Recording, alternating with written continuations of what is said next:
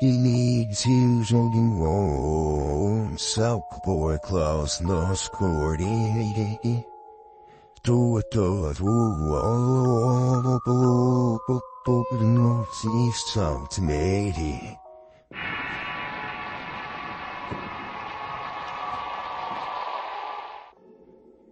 La Casa de los Muertos. Escrito por Álvaro Ramos.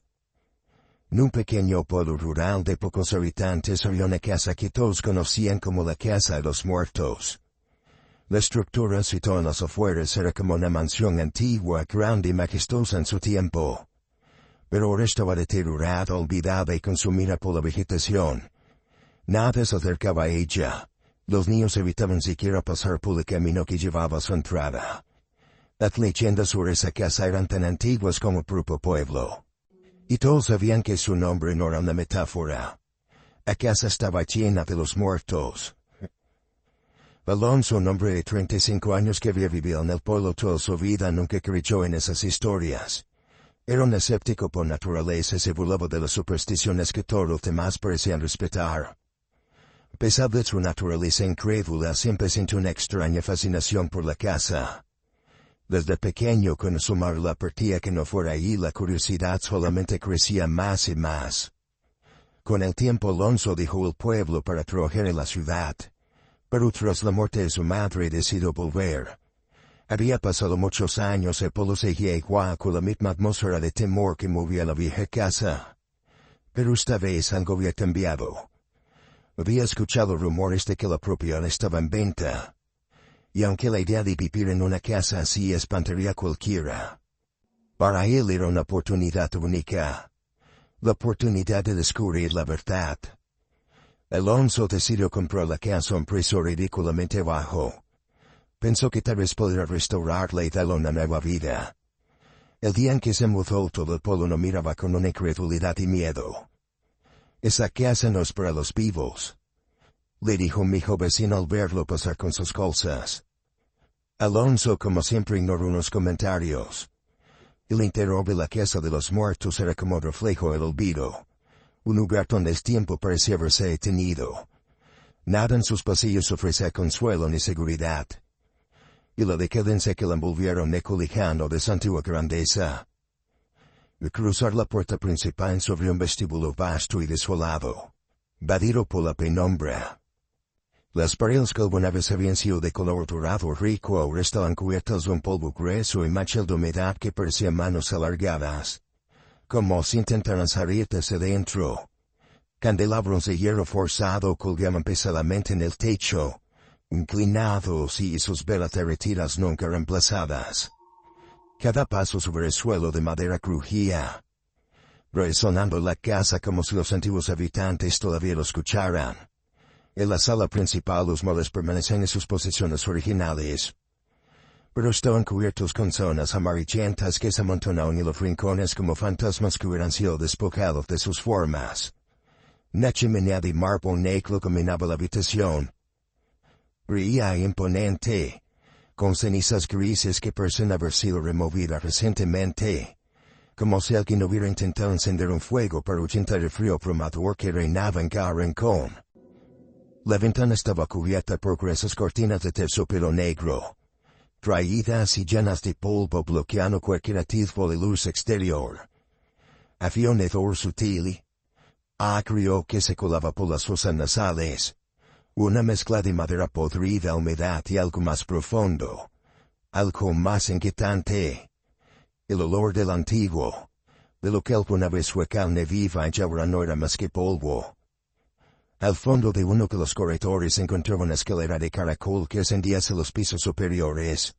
El hierro forjado estaba cubierto de telarañas, y cada peldaño parecía gemir bajo el peso de su propia antigüedad. El aire de la casa era tan denso que parecía aplastar los pulmones como sin cada inhalación el alma de quien viviera y murieron allí fueran absorbidas en el cuerpo. En las noches el viento se colaba por las grietas de las ventanas. Era un murmullo bajo, un canto funesto de voces lejanas que parecían emanar de las paredes mismas, como si los muertos quisieran contar sus secretos, pero al mismo tiempo estuvieran condenados a repetirlos en susurros eternos. Había una sala en particular oculta tras una pesada puerta de roble al final del corredor. Al abrirla el frío que emergía de esa habitación era diferente, más penetrante.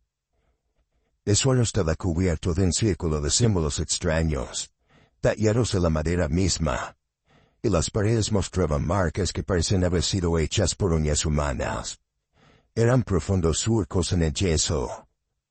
El centro de la habitación estaba vacío, pero uno podía sentir una presencia invisible.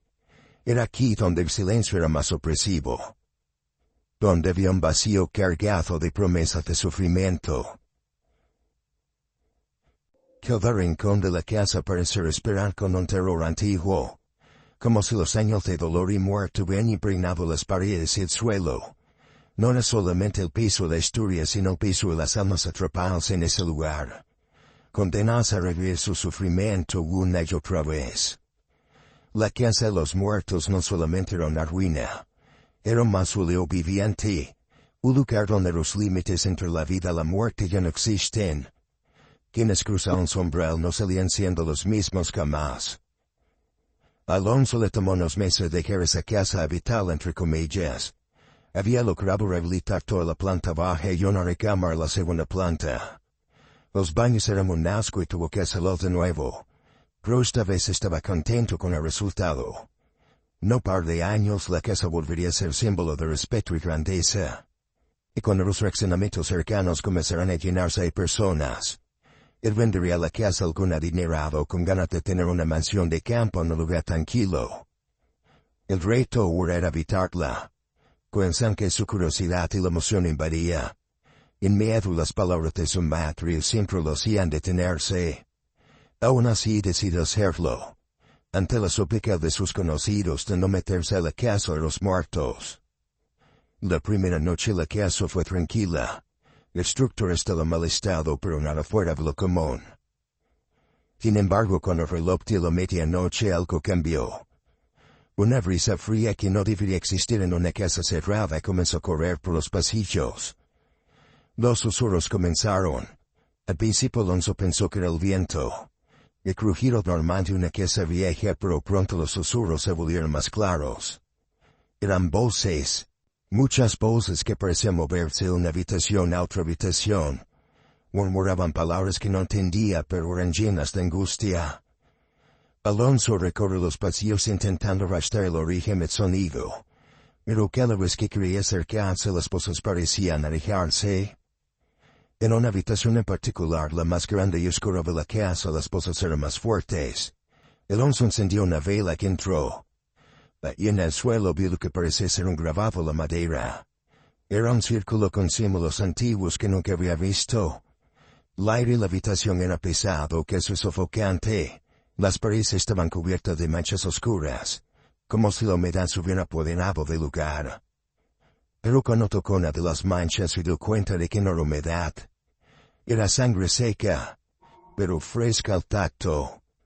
Los susurros se convirtieron en gritos. Alonso retrocedió sobresaltado y la vela se apagó de golpe, sumiendo la habitación en una oscuridad absoluta. Sintió el aire remolinearse a su alrededor como si algo estuviera moviéndose entre las sombras. Desesperado intentó salir, pero la puerta se cerró de golpe ante sus ojos atrapándolo. Fue entonces cuando vio unas figuras, sombrantes dibujadas pero claramente humanas. Comenzaron a materializarse alrededor del círculo en el suelo. Rostros pálidos y deformes aparecieron flotando a su alrededor, observándolo con ojos vacíos y hambrientos. Alonso podía sentir su desesperación.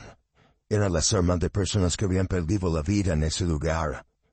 Aterrorizado intentó razonar consigo mismo diciendo que todo era una ilusión, un producto de su mente.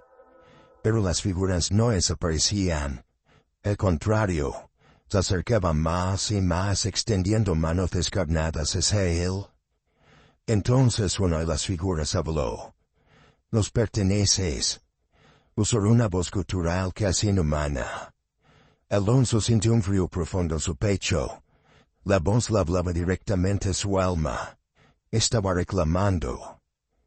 En un momento de desesperación recordó las palabras de su madre. «Nunca entres a esa casa, Alonso. Está llena de aquellos que no pueden descansar.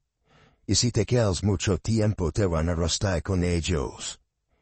Lo que pocos sabían y no quieren contar es que muchos años atrás, antes de que el pueblo estuviera como está ahora, todos vieron llegar a una familia a vivir esa mansión. Esa familia la había construido. Los trabajadores tenían prohibido hablar con la gente. Todo era un secreto y aunque al principio nadie parecía importarle, con el tiempo comenzaron a dudar de quienes vivían ahí. Y esto fue porque las noches se podía escuchar gritos de dolor y desesperación que venían desde aquella majestuosa y tenebrosa casa. Aunque no era fácil ver a las personas que llegaban, los pobladores podían ver autos acercándose. Y muchas veces nunca salían de ahí. La casa, antes de ser conocida por ese nombre, fue construida en el siglo XIX. Lo hizo un hombre al cual le llamaban el médico, aunque se presentaba ante la sociedad como un erudito en medicina. Lo que ocultaba tras esa fachada era un alma desquiciada. Un hombre que había abandonado toda noción de ética. Todo por una obsesiva búsqueda porque eran seres humanos perfectos.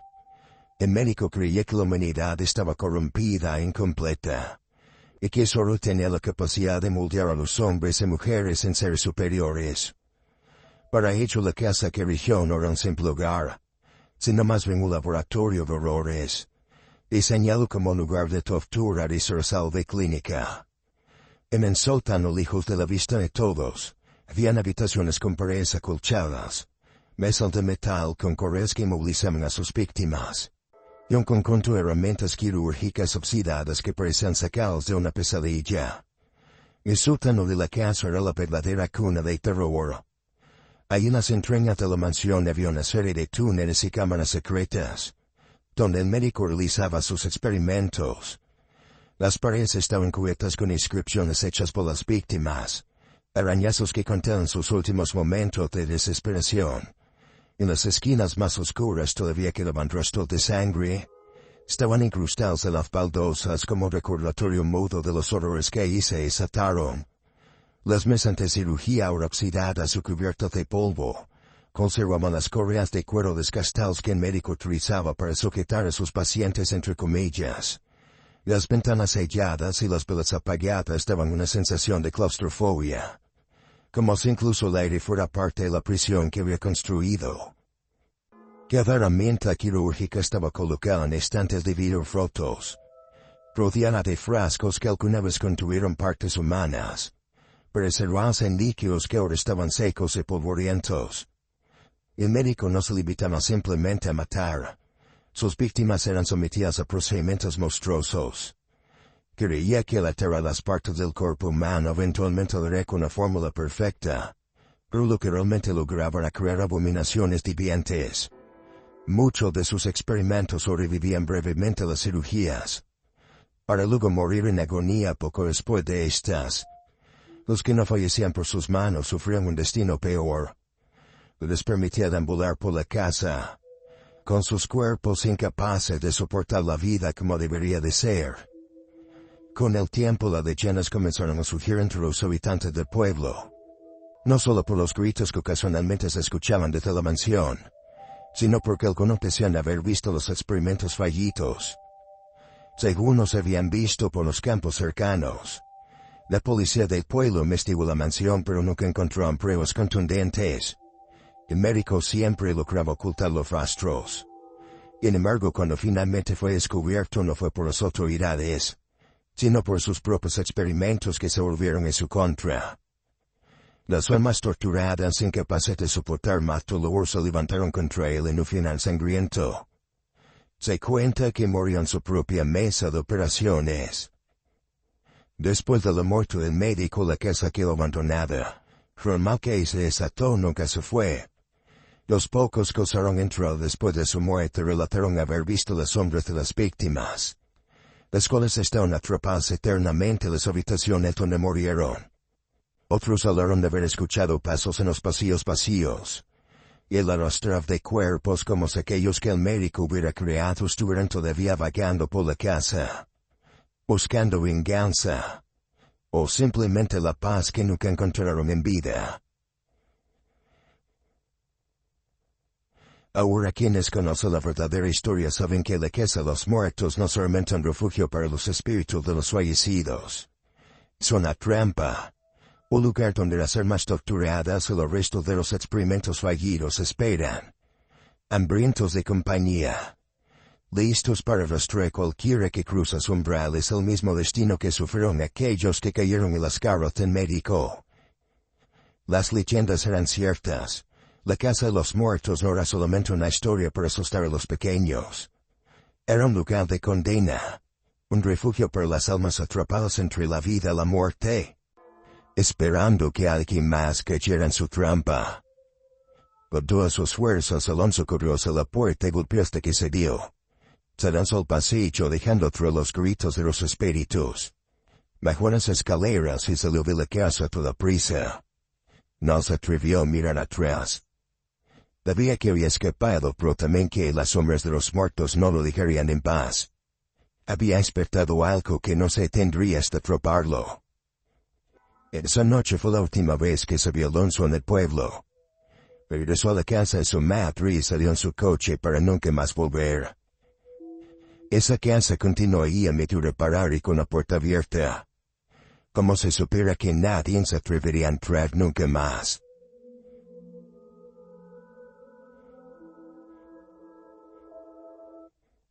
Die is las die snooti, or klamas leed novel quas noot.